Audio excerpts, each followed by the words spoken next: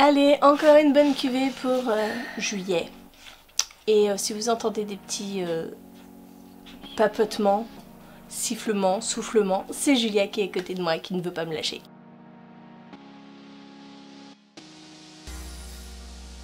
Bonjour tout le monde, c'est Maud, je vous retrouve pour un nouveau book haul, celui de juillet, et ma foi il est assez conséquent encore une fois, puisque si vous voulez, la dernière fois j'avais arrêté mon book haul le 22 juin, donc entre temps d'autres livres sont arrivés, et aujourd'hui nous sommes le 19 juillet et j'ai encore une belle pile à vous présenter.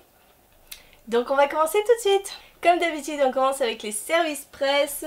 J'ai reçu grâce à la masse critique Babelio Simplement Parents, truc pour accompagner votre enfant au quotidien de Francine Ferland. Et c'est grâce au CHU Sainte-Justine, l'Université de Montréal, que ce livre est paru. C'est un petit guide pour comprendre votre enfant, pour l'éduquer sans crier, bref, voilà. Là, je ne sais pas si vous êtes au courant, mais avec Julia, c'est la période relou à 3 ans. Et donc, une petite aide, ça peut pas faire de mal. Autre réception, il s'agit de Titan Noir de Florence Aubry, paru chez Rouergue, dans leur collection dos à dos. Ici, nous sommes dans une histoire dans un parc océanographique. Elfie va trouver un job d'été dans ce parc comme caissière. Et en fait, elle va progresser très rapidement jusqu'à devenir dresseuse d'orques. Et elle va être confrontée à Titan Noir, un orque qui a déjà tué par 2 fois. Vous avez déjà eu ma chronique sur ce livre, donc je vous renvoie au point lecture de dimanche dernier. On continue dans les services presse et cette fois ce sont des services presse numériques dont j'ai encore oublié de vous parler, mais c'est comme d'habitude, le numérique je l'oublie à chaque fois. J'ai reçu de la part des éditions Sarbacane Le Gouffre de Roland Oda. Ici nous allons suivre Willy Saïd qui va se rendre dans le petit village où vit son grand-père, ou a vécu son grand-père puisqu'il est mort. Il va chercher à comprendre un petit peu sa mort, voir un petit peu ce village de Malrock qu'il entend tant parler. Et il va se retrouver dans une énorme partie d'échecs très spéciale, très étrange. Autre service presse de cette même maison d'édition, il s'agit de Brexit Romance de Clémentine Beauvais. Et là, nous allons suivre plusieurs jeunes femmes, plusieurs personnes qui, à la suite du Brexit, vont créer un site internet pour faire des mariages arrangés pour que les Anglais qui sortent de l'Europe puissent quand même avoir une carte européenne. Bref, voilà, de la romance sous fond de Brexit. On va continuer avec le numérique puisque à la fin du mois de juin nous avions la grosse OP qui revenait et j'ai fait quelques petits achats. Je me suis pris, et là vous m'excuserez, je n'ai pas du tout noté le nom des auteurs, mais je me suis pris X, donc de Thomas Holde, je sais pas quoi. Et si ça fait beaucoup de bruit, c'est Julia qui tourne les pages de son livre à côté. Mais ça fait beaucoup de bruit, je pense. Voilà, donc X, cette histoire de village un petit peu hanté par une sorcière qui empêche tout le monde de rentrer, tout le monde de sortir, etc. Ça me plaisait bien. Je me suis aussi pris Wild Fell, et là c'est de Michael Rowe, bref. Et là on est encore une fois dans un roman un petit peu horrifique puisque nous allons être dans une maison hantée. C'est ça, une histoire de maison hantée que j'ai déjà lue. Ensuite, je me suis pris Forbidden de Tabitha Suzuma chez Milady. Et donc là, nous sommes dans une histoire d'inceste. Vous connaissez, je pense, très bien ce livre. Une histoire d'amour entre un frère et une sœur. On verra ce que ça donne. Ensuite, je me suis pris Le Ferry. Et là, aucune idée de l'auteur. Je ne sais plus. Et je crois que nous sommes dans un huis clos inquiétant, un thriller où il y a des morts dans un ferry et je n'en sais pas plus. En fantasy, je me suis pris Les 12 rois de Sharakai, le tome 1. Et voilà, on est dans de la fantasy, c'est un genre que j'adore, donc ça ne pouvait que me plaire, je l'ai pris et on verra ce que ça donne. Je me suis pris aussi le premier tome d'une saga d'un auteur que je lis, dont j'ai beaucoup de livres mais que finalement je n'en ai lu pas tellement. Il s'agit des Lames du Cardinal, le tome 1 de Pierre Pével. Ensuite, je me suis pris La première fois qu'on m'a embrassée, je suis morte. Et je ne sais pas à quoi m'attendre avec ce livre. C'est simplement le titre qui m'a fait choisir ce livre. Mais je ne sais pas si on est vraiment dans du contemporain, s'il y a du fantastique, je sais pas. Je pense que c'est du contemporain pur et dur, mais voilà. À 99 centimes, je voyais pas l'intérêt de faire l'impasse. Il s'agit de Blackout. Ça fait plusieurs fois que je le vois passer. Lors des grosses OP, je n'avais jamais pris le temps de me pencher dessus ce titre. Et finalement, on est comme dans un roman post-apocalyptique. Donc allez, j'ai franchi le pas et je l'ai pris. Et le dernier, il s'agit du livre Les jours meilleurs de Cecilia Ahern, parce que j'ai beaucoup aimé Destiny et que je voudrais découvrir cet auteur avec un roman contemporain. Donc vous voyez, j'ai fait le plein de numérique et on va s'arrêter là. Maintenant, on va passer à cette pile-là. Laurence, ma copine, m'a prêté beaucoup de livres. Elle a fait pas mal d'achats cet été. Et en fait, elle a fait ces achats où vous aviez 2 achetés, 1 offert. Et elle a acheté 4 titres et elle a pris 2 fois le même livre, et dont un pour moi. Et il s'agit de Étiquette espionnage, le pensionnat de Mademoiselle Géraldine, le tome 1 de Gail Carriger. Voilà, Gail Carriger, je la connais pour Le Protectorat de l'Ombrelle, que je n'ai pas du tout terminé puisque je n'ai lu que le premier tome. Mais voilà, c'était une gentille attention et merci beaucoup Laurence pour m'avoir offert ce livre. Autre cadeau, et il s'agit du tome 3 des Éveilleurs, L'Alliance de Pauline Alphen, paru chez le Livre de Poche. Et cette fois, c'est Bérangère de la chaîne Lecture en B qui m'a offert ce livre. Voilà. C'est très gentil de sa part. Je n'ai lu que le tome 1 pour l'instant de cette saga. Je me suis allée acheter le tome 2 il n'y a pas si longtemps. Donc j'ai hâte de continuer. Vraiment, j'avais beaucoup aimé le tome 1. Et on est dans un monde fantasy avec des jumeaux qui découvrent des pouvoirs un peu étranges. C'est tout ce que j'ai à dire.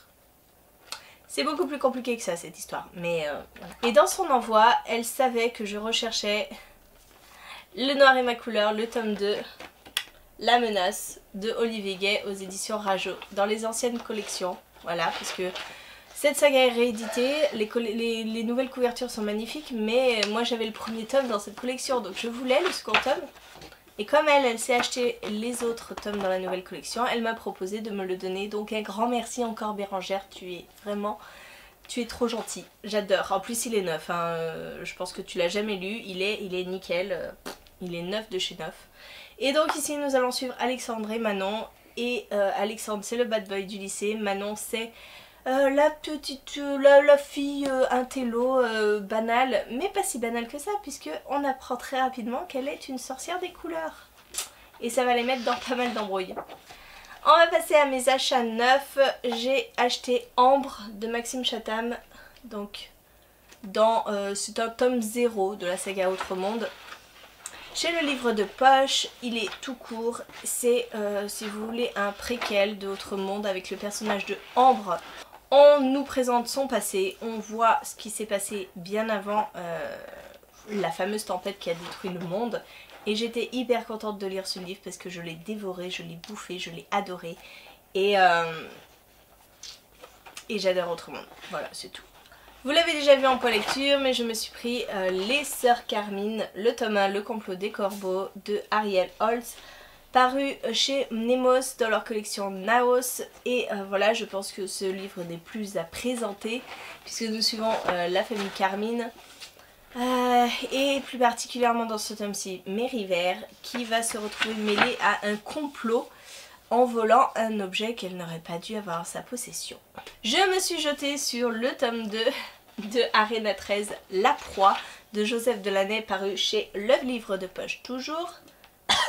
J'ai tellement adoré le tome 1, ça a été un véritable coup de cœur qu'il me fallait ce tome 2 et je suis trop contente de l'avoir, je n'ai qu'une envie, c'est de me plonger dedans. On le fera probablement en lecture commune avec Marion et Bérangère. Et pour rappel, dans le premier tome, nous suivions Lev qui arrive dans la grande ville et il veut combattre dans l'Arena 13. Surtout, il veut prendre sa revanche face à Hub, un djinn qui terrorise tout le monde et qui vole les âmes. Je me suis pris aussi des tomes 2, le tome 2 de Genesis, Entre deux mondes de Claudia Gray, paru chez Castelmore. Voilà, la couverture est sympa, je l'aime bien aussi, un peu comme la première couverture. Et ici, je l'ai lu il y a quand même pas mal de temps, hein, le premier tome, mais nous sommes dans un space opéra où Naomi va essayer de sauver sa planète Genesis qui est attaquée par les forces de la Terre. Et pour cela, elle va faire tout un périple parmi d'autres planètes avec Abel, un robot, un androïde très sophistiqué. Et je vous l'ai dit, j'ai aussi acheté un tome 2 et il s'agit de Grisha, le dragon de glace de Leigh Bardugo, paru chez Milan. La couverture est encore une fois magnifique. Voilà, je ne savais pas si j'allais prendre les formats français de Grisha, puisque je les ai en anglais, mais en fait je ne peux pas résister face à ces couvertures. Je ne peux pas. Et il est bien plus balèze que l'autre, hein. On est proche des 450 pages, 433 pages. Il est plus balèze. Je suis Alina qui va se découvrir des pouvoirs de Grisha. Et elle va devoir se confronter au pouvoir en place, le Darkling, si je ne dis pas de bêtises. Voilà, le Darkling. Et voilà, dans cet univers de magie que j'aime tellement, de Six of Crows, etc. Je vous conseille, j'adore cette saga. Et donc j'ai hâte de me plonger dans ce second tome. On va passer au prêt que m'a fait Laurence. Donc elle m'en a encore prêté pas mal, hein. À chaque fois je dévalise sa bibliothèque. Je lui ai pris le tome 3 de Off Campus The Score de Elle Kennedy, paru chez Hugo Roman.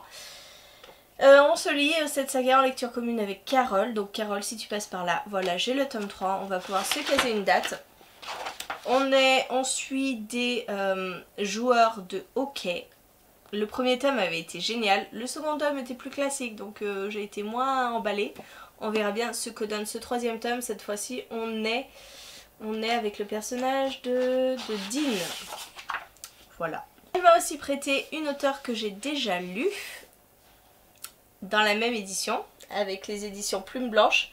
Donc il s'agit de Salem de Sandra Trinham. Moi j'ai lu À ta vie, à ma mort de cet auteur. J'avais beaucoup aimé son style et donc je suis très contente de me plonger dans Salem. Je pense que nous allons être dans une histoire de sorcière si je ne me trompe pas. Et je pense qu'on va alterner entre cette période de l'histoire de la chasse aux sorcières avec Salem et de nos jours avec Max qui évite de peu la mort. Voilà, c'est tout ce que j'en sais. Et il pèse son poids, hein. Les livres de Plume Blanche sont balèzes quand même, en termes de poids. Et bien sûr, elle m'a prêté le tome 3 de Percy Jackson, le sort du titan de Rick Riordan, paru chez Albin Michel Louise, puisque j'ai lu le premier tome, j'ai le second tome que je lui avais emprunté, et donc elle m'a prêté le 3, elle m'a prêté le 4, La bataille du labyrinthe, et elle m'a prêté... le 5, le dernier Olympien. Donc voilà, Sandrine, avec qui je lis ces livres, on peut se faire les 5. Je les ai, c'est y est, ils sont là. Elle m'a aussi prêté une publication assez récente puisqu'il s'agit de Too Late de Colleen Hoover, paru chez Hugo Roman dans la collection New Romance.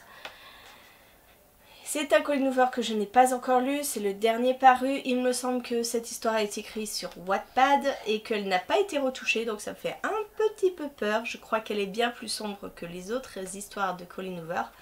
Mais j'ai hâte parce que c'est du Colleen Hoover, que ça se lit extrêmement vite, malgré les presque 500 pages. Et que généralement les Colleen Hoover, je les lis en une journée. Voilà, ça ne s'explique pas, c'est Colleen Hoover, ça match avec moi. Et pour finir, elle m'a prêté 2 livres, des suites de saga que j'ai très envie de lire. Elle m'a prêté le tome 2 de La magie de Paris, le calme et la tempête de Olivier Guay, paru chez Castelmore. Et ça tombe, boum, ça te tombe dessus. Ça te tombe dessus les livres. Je vais te faire écraser par les livres de maman. Donc elle m'a prêté le second tome et bien sûr pour terminer elle m'a prêté le 3e tome, Ici et ailleurs. J'avais lu le premier tome grâce à Ned Gallet et donc maintenant je peux terminer encore une trilogie. Voilà, écoutez, ce book-haul est maintenant terminé. Je pense que il est assez conséquent encore une fois grâce à mes achats numériques. J'espère que la vidéo vous a plu, n'hésitez pas à me dire en commentaire si vous avez lu un de ces livres, ce que vous me conseillez de lire en premier, de commencer, de me jeter dessus. Je voulais vous remercier pour les 2000 abonnés, c'est Yen, nous avons passé le cap il y a une semaine et je suis ravie parce que c'est encore une fois un aboutissement quand même d'arriver à 2000 abonnés, c'est quand même quelque chose de dingue. Donc je vous prépare un concours comme je vous l'avais peut-être annoncé. Peut-être, je suis en train de préparer un concours, j'espère que les lots vous plairont, j'espère que vous serez nombreux à participer. En attendant, je vous fais des gros bisous, je vous souhaite une très bonne journée, de très bonnes lectures et je vous dis à très bientôt pour une nouvelle vidéo. Et mon cœur, tu veux dire au revoir? Non. Non, tu veux pas dire au revoir? Non. C'est bien, toi, es-tu sage mon cœur, hein? On t'a pas entendu. Tu veux pas dire au revoir, mais tu veux te voir quand même. Oui.